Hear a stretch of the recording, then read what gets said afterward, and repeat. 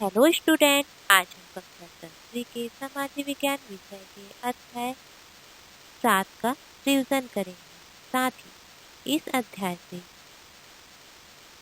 परीक्षा से संबंधित कुछ गृह कार्य भी आपको दिए जाएंगे, जिसे आपको अपने कॉपी में लिखना है।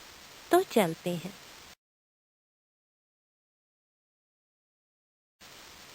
राष्ट्रसंघ की स्थापना। अब प्रश्न आता है, राष्ट्रसंघ की स्थापना कब एवं क्यों की गई? 19वीं सदी के अंत से कई राज्य नेताओं ने एक ऐसी अंतर्राष्ट्रीय संस्था की कल्पना की जो 200 देशों के बीच की समस्याओं का सरलता से समाधान करे। अमेरिका के राष्ट्रपति वुडरो विल्सन ने इसके लिए विशेष प्रयास किया और सन 1920 10 जनवरी में जेनेवा, स्विट्जरलैंड की राजधानी में राष्ट्रसंघ की स्थापना की गई, जिससे अपेक्षा थी कि वह देशों के बीच के झगड़ों को शांतिपूर्ण तरीकों से निपटारा करेगी और उनके स्वास्थ्य, श्रमिकों की दशा, खाद्य सुरक्षा आदि विषयों के विकास के लिए मदद करेगी। राष्ट्रसंघ के अंग। राष्ट्रसंघ के 5 अंग हैं, जो कुछ इस प्रकार: महासभा, सुरक्षा परिषद, संरक्षण या न्याय परिषद, अंतर्राष्ट्रीय न्यायालय, आर्थिक एवं सामाजिक परिषद एवं सचिवालय। महासभा, यह सभा प्रतिवर्ष एक बार या किसी आकस्मिक स्थिति में अधिकतम 2 बार बुलाई जाती है, अर्थात जो अधिवेशन की अवधि होती है वह 1 वर्ष की होती है। नेक्स्ट है सुरक्षा परिषद। सुरक्षा परिषद राष्ट्रसंघ का एक विशेष अंग है। इसके अंतर्गत इसको 2 भागों में बांटा गया है: स्थायी सदस्य एवं अस्थायी सदस्य। स्थायी सदस्य को वीटो पावर प्राप्त है, अर्थात इन्हें विशेष प्रकार का अधिकार प्राप्त है, जिसके द्वारा वह अधिवेशन संबंधित विशेष अपनी सहमति दे सकते हैं।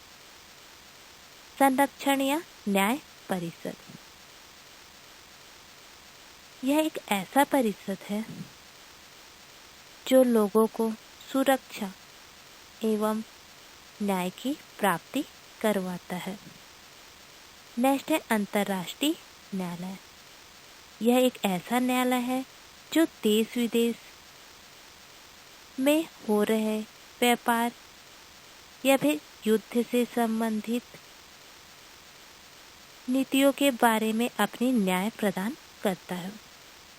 नेक्स्ट है आर्थिक एवं सामाजिक परिषद। आर्थिक एवं सामाजिक परिषद राष्ट्रसंघ का 5वां विभाग है। इस विभाग के द्वारा देश में आर्थिक एवं सामाजिक संबंधित समस्याओं का समाधान किया जाता है एवं बेरोजगारी, श्रमिकों के कल्याण संबंधी योजना बनाई जाती है। नेक्स्ट है सचिवालय। राष्ट्रसंघ का यह अंतिम एवं 6वां विभाग है, सचिवालय। इस तरह राष्ट्रसंघ के 6 विभाग या अंग है। राष्ट्रसंघ की स्थापना के उद्देश्य। राष्ट्रसंघ की स्थापना के प्रमुख उद्देश्य कुछ इस प्रकार: निशस्त्रीकरण को अपनाया गया, अर्थात राष्ट्रसंघ की स्थापना का यह उद्देश्य था कि युद्ध में अस्त्र शस्त्रों की संख्या को कम किया जाएगा या बिना अस्त्र शस्त्र के युद्ध किया जाएगा। नेक्स्ट है युद्धों को शांतिपूर्ण तरीके से निपटारा करना। राष्ट्रसंघ का मुख्य उद्देश्य है देशों के बीच चल रहे युद्ध को शांतिपूर्ण आपसी समझौता द्वारा निपटारा करना। नेक्स्ट है देशों के मध्य मित्रता की भावना स्थापित करना। दो देशों के बीच चल रहे युद्ध को आपसी समझौता या मित्रता की भावना को स्थापित करके युद्ध को समाप्त करना एवं देशों के बीच आपसी संबंध को स्थापित करना। नेक्स्ट है विश्व युद्ध के बाद किए गए अंतर्राष्ट्रीय समझौता को क्रियान्वयन करना, अर्थात देश एवं विदेश के बीच युद्ध को समाप्त करके देशों के बीच अंतर्राष्ट्रीय समझौता या संबंध को स्थापित करना। इस तरह राष्ट्रसंघ के अनेक उद्देश्य हैं। इसके अतिरिक्त देशों के मध्य स्वास्थ्य, श्रमिकों की दशा, खाद्य सुरक्षा आदि विषयों के विकास में भी मदद करना, यह भी राष्ट्रसंघ के उद्देश्य है। अब प्रश्न आता है प्रथम विश्व युद्ध के कौन कौन से प्रभाव हुए। प्रथम विश्व युद्ध के प्रभाव को दो भागों में बांटा गया है, जन सामान्य पर प्रभाव एवं भारत पर प्रभाव, जिसे हम विस्तार से आगे पढ़ेंगे। प्रथम विश्व युद्ध के प्रभाव में फर्स्ट पॉइंट है जन सामान्य पर प्रभाव। यह पहला ऐसा युद्ध था जिसने किसी देश के सभी लोगों को अपनी चपेट में ले लिया। इस तरह के युद्ध को पूर्ण युद्ध कहा जाने लगा। जो लोग युद्ध क्षेत्र में रह रहे थे उन्हें बेघर होना पड़ा, उनके घर खेत आदि नष्ट किए गए, उन्हें आए दिन विरोधी सेना की लूटपाट जैसे जुल्म का सामना करना पड़ा। युद्ध में लगभग हर परिवार का कोई न कोई सदस्य सेना में भर्ती हुआ था, जो या तो लौटा ही नहीं या अपाहिज होकर लौटा। वहीं उन परिवारों को कई अन्य रूपों में युद्ध की कीमत चुकानी पड़ी। युद्ध के चलते खाद्य पदार्थों की बहुत कमी होने लगी।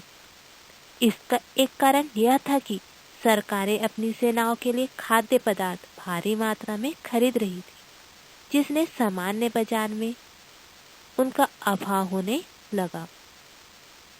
अस्पताल, चिकित्सा जैसी सार्वजनिक सुविधाएं भी अब युद्ध के लिए उपयोग की जाने लगी, जिस कारण सामान्य नागरिकों को कष्ट उठाना पड़ा। प्रथम विश्व युद्ध के प्रभाव में नेक्स्ट पॉइंट है भारत पर प्रभाव। भारत में भी इस युद्ध का गहरा असर पड़ा। एक और युद्ध में भारतीय सैनिकों को भेजा गया, तो वहीं दूसरी ओर युद्ध के लिए धन जुटाने के लिए ब्रिटिश सरकार ने करों में भारी वृद्धि की। इसके अलावा खाद्य पदार्थ और अन्य सामग्री का युद्ध में उपयोग के कारण उनकी कीमतों में भारी बढ़ोतरी हुई, जिससे जन सामान्य को बहुत कष्ट उठाना पड़ा।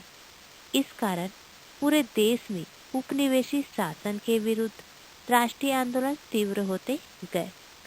साथ ही भारतीय उद्योगपतियों के लिए यह एक सुनहरा मौका मिला। वे अपना उत्पादन अधिक कीमत पर बेचकर मालामाल हुए। इस तरह प्रथम विश्व युद्ध का जन सामान्य के साथ साथ भारत पर भी अत्यधिक प्रभाव पड़ा।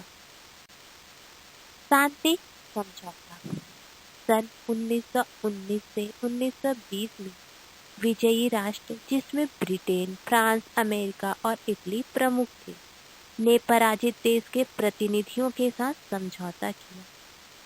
जर्मनी के साथ वर्साय की संधि, ऑस्ट्रिया के साथ सेंट जर्मन संधि, हंगरी के साथ ट्रियानैन संधि, तुर्की के साथ सेवरे की संधि और बुल्गारिया के साथ न्यूली की संधि की गई।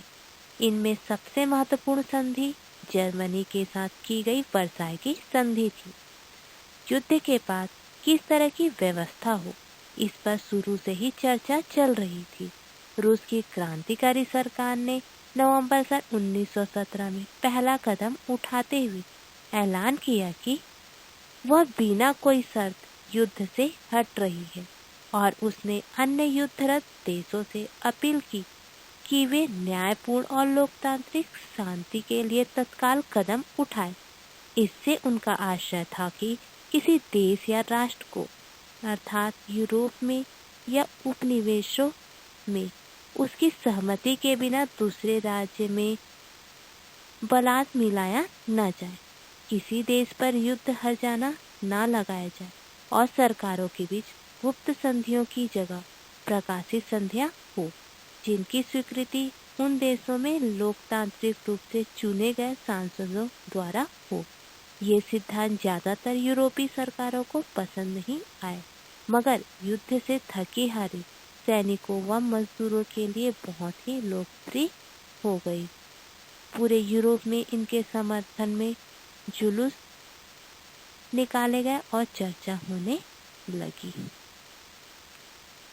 इनकी लोकप्रियता को देखते हुए अमेरिका के राष्ट्रपति वुडरो विल्सन ने शांति के लिए 14 बिंदुओं की घोषणा की।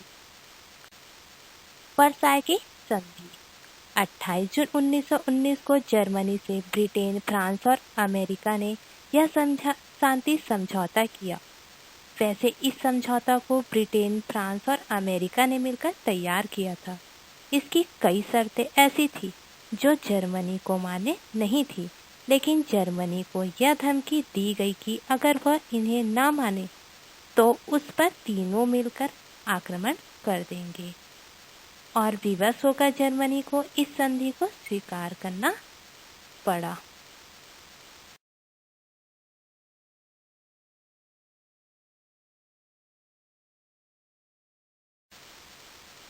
वर्साय की संधि की शर्तें। इसकी प्रमुख शर्तें कुछ इस प्रकार है। इस संधि में जर्मनी और उसके सहयोगियों को युद्ध और उसके द्वारा दूसरे देशों को हुई हानि के लिए जिम्मेदार ठहराया गया और उसकी क्षतिपूर्ति के लिए जर्मनी पर हर्जाना भरने का दायित्व रखा गया।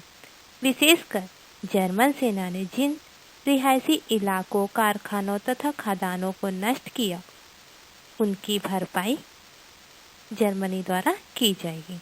नेक्स्ट है, जर्मनी ने युद्ध में जितनी जमीन पर अपना अधिकार जमाया था उन्हें उन देशों को वापस देना तय हुआ, जैसे बेल्जियम व फ्रांस। नेक्स्ट है, जर्मनी द्वारा फ्रांस से छीना गया ऑल्सेस और लॉरेन क्षेत्र फिर से फ्रांस को लौटाया गया। नेक्स्ट है, इस तरह युद्ध पूर्व जर्मन साम्राज्य की भूमि से लगभग 65,000 वर्ग किलोमीटर जमीन काटकर विभिन्न देशों को दे दी गई। संधि की कई शर्तें के अंतर्गत जर्मनी का निःशस्त्रीकरण किया गया। उसकी सेना को 1 लाख सैनिकों तक सीमित किया गया। उसकी तोप, पनडुब्बी, युद्धपोत तथा हवाई जहाजों को नष्ट कर दिया गया। एक शर्त के द्वारा यह तय किया गया कि जर्मनी और ऑस्ट्रेलिया का विलय राष्ट्रसंघ की अनुमति के बिना नहीं होगा। एक संधि के माध्यम से ऑस्ट्रेलिया और हंगरी को अलग किया गया और इनके अधीन रहे कई प्रदेश के लोगों को स्वतंत्र राज्य गठित करने दिया गया। इस प्रकार वर्साय की संधि की शर्तें थी। अमेरिका का प्रथम विश्व युद्ध में प्रवेश। अब प्रश्न आता है, अमेरिका प्रथम विश्व युद्ध में कब एवं क्यों सम्मिलित हुआ? अमेरिका प्रथम विश्व युद्ध में सन 1917 में सम्मिलित हुआ। आप जानते हैं, पहले तो जर्मन पुलिन जहाज पर आक्रमण करता था, लेकिन बाद में जर्मनी ने सवारी जहाज पर भी आक्रमण करना शुरू कर दिया, जिसमें आम लोग अमेरिका से यूरोप जाते थे। एक बार 1200 लोगों की ऐसी एक जहाज में मौत हो गई, इसलिए अमेरिका ने भी 1917 में युद्ध में शामिल हुआ, क्योंकि अमेरिका के बहुत से लोग इस युद्ध में मारे गए थे। प्रथम विश्व युद्ध का तात्कालिक कारण। अब प्रश्न आता है, प्रथम विश्व युद्ध का तात्कालिक कारण क्या है? एक बहुत सी छोटी सी घटना से इस युद्ध की शुरुआत हुई। ऑस्ट्रेलिया हंगरी साम्राज्य की नज़र अपने एक छोटे से पड़ोसी देश सर्बिया पर थी, जिसे वह अपने राज्य में मिलाना चाहता था। इससे सर्बिया के राष्ट्रवादी लोग नाराज थे। वे ऑस्ट्रिया को सबक सिखाना चाहते थे ताकि वह उन पर हमला ना करे। एक ऐसे ही राष्ट्रवादी सर्बियाई ने जून सन 1914 के दिन साराजेवो नामक जगह पर ऑस्ट्रेलिया के राजकुमार और उनकी पत्नी की गोली मारकर हत्या कर दी। इस हत्या का बदला लेने के लिए ऑस्ट्रेलिया ने सर्बिया पर हमला बोल दिया। सर्बिया की मदद के लिए रूस और ऑस्ट्रेलिया की मदद के लिए जर्मनी युद्ध पर उतरे।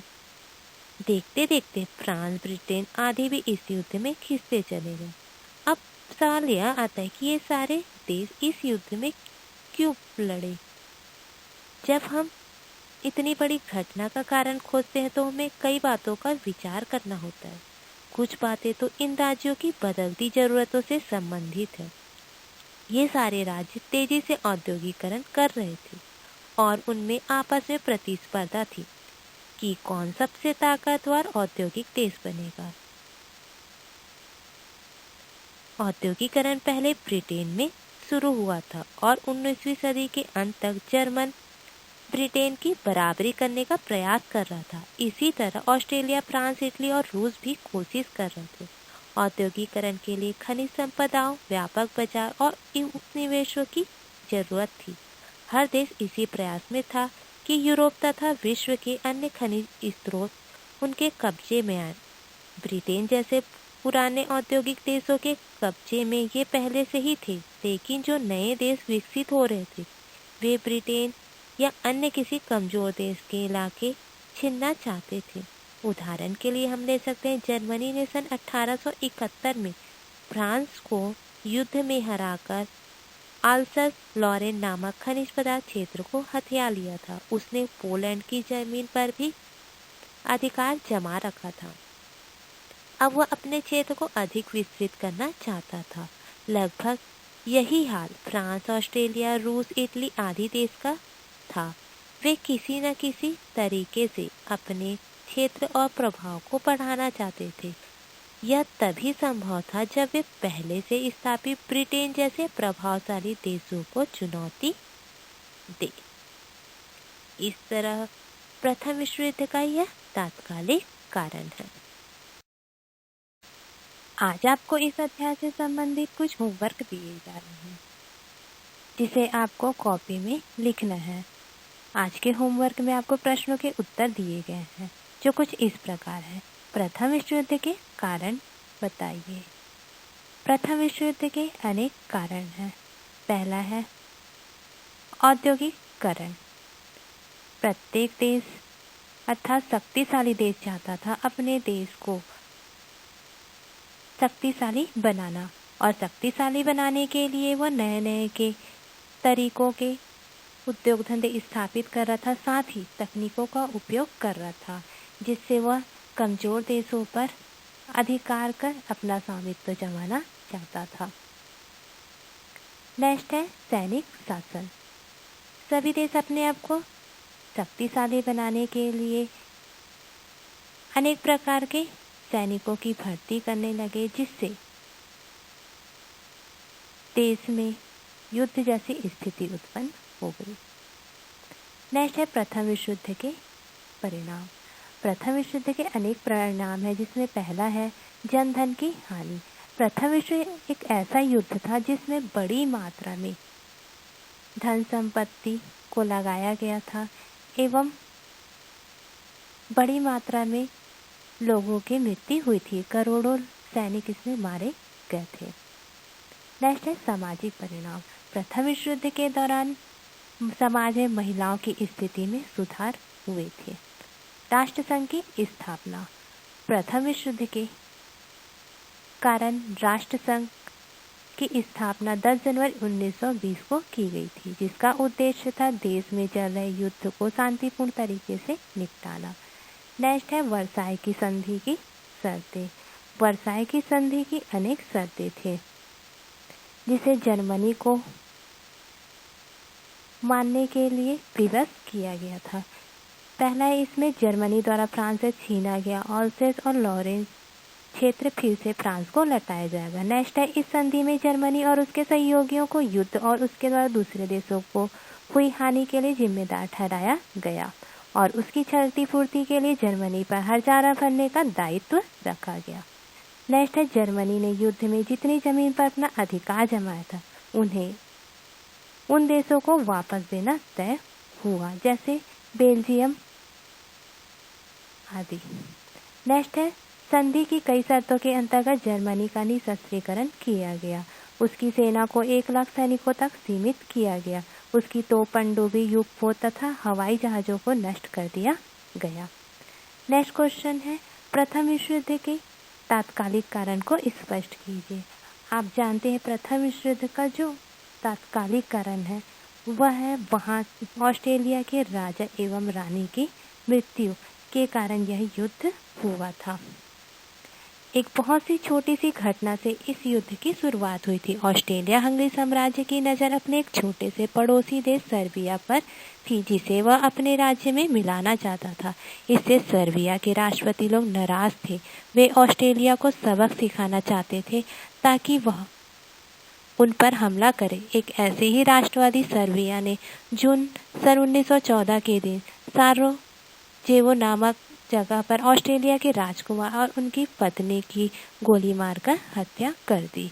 इस हत्या का बदला लेने के लिए ऑस्ट्रेलिया ने सर्बिया पर हमला बोल दिया और इस तरह यह प्रथम विश्व युद्ध का कारण बन गया। Thank you.